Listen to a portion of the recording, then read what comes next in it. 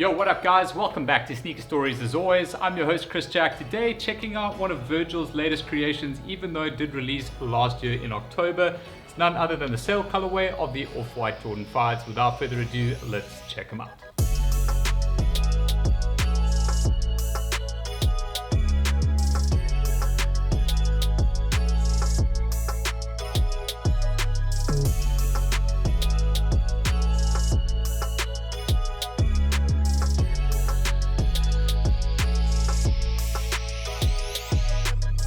Alright, so some of you guys might remember I managed to hit on sneakers on the original colorway of this, which was kind of like a dark charcoal colorway.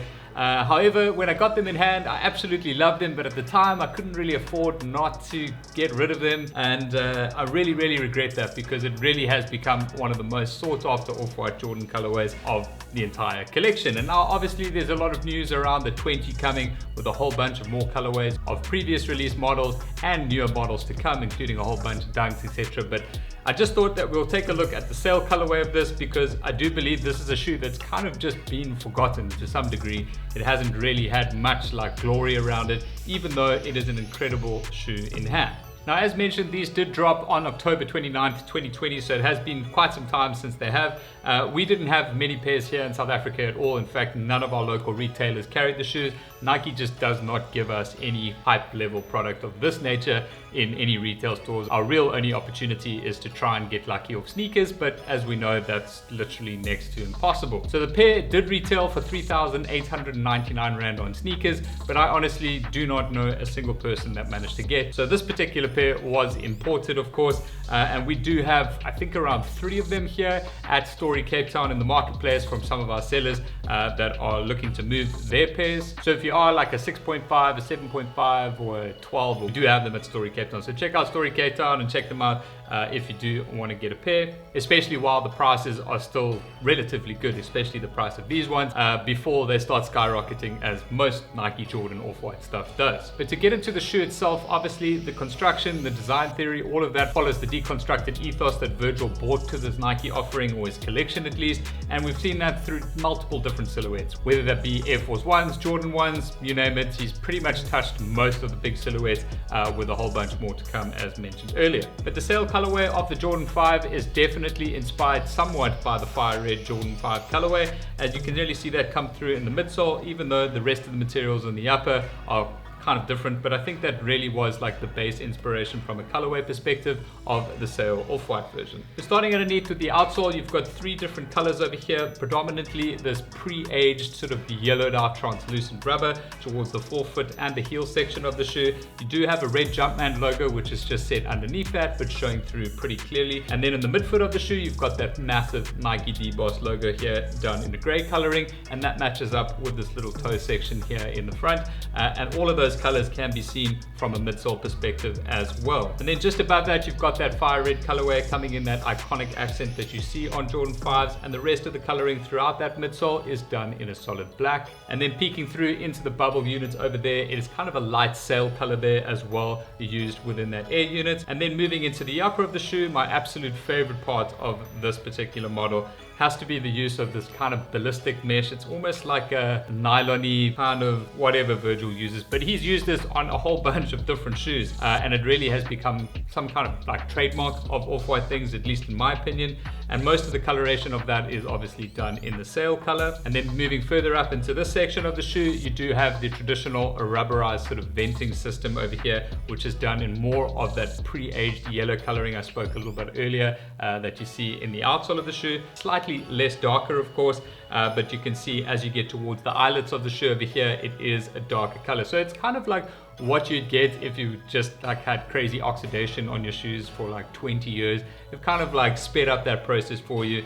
I think like it's kind of funny because a lot of the like Air Jordan 1 Off-White silhouette, especially that EU exclusive, the white one, those things really yellowed, so much so that like it was a pair that I was always looking to add to my collection, as I've got the Chicago and the UNC as well. I really wanted that white pair, but after seeing photos of used pairs or like aged pairs, at least on goats, etc., really just wasn't appealing to me. I didn't think it looked great.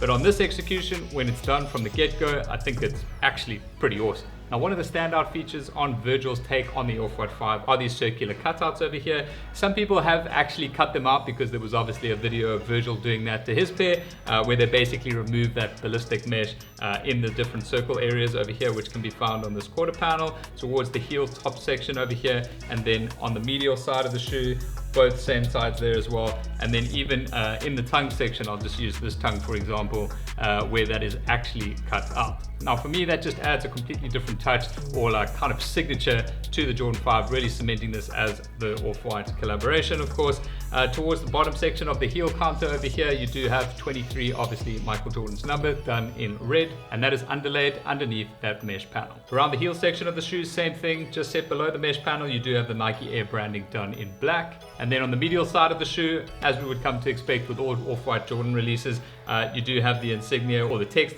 basically printed on an under panel, which just says Off-White for Nike Air Jordan 5 Beaverton, Oregon 1990. 1990 or circa 1990 is obviously paying homage to the year the shoe was created. And then just to show you the tongue section of the shoe, the bottom half of the tongue does have the rubberized sort of vent system going on over there. But then as it gets towards the top, you do have a massive hit of this 3M silver material with the Jumpman logo embroidered in red. And then just on the reverse of that, you do have the Air Jordan logo, which has been stitched in on a tab there, done in red and sail coloring. And just while we're at the top of the shoe, the entire heel collar section over here, the top of the tongue and surrounds is all exposed foam. Another design detail that we've seen on plenty Off-White iterations now, just paying into that whole sort of deconstructed look of the shoe. And then from an insole perspective, just the standard Air Jordan 5 insole over here, black on the underside, black on the overside, and then just with the red Nike Air branding in the heel, and that is on both of the shoes. Now when it comes to the lacing on the Air Jordan 5 sail colorway, they do provide you with a set of sail laces. You do have the standard shoe laces in quotation marks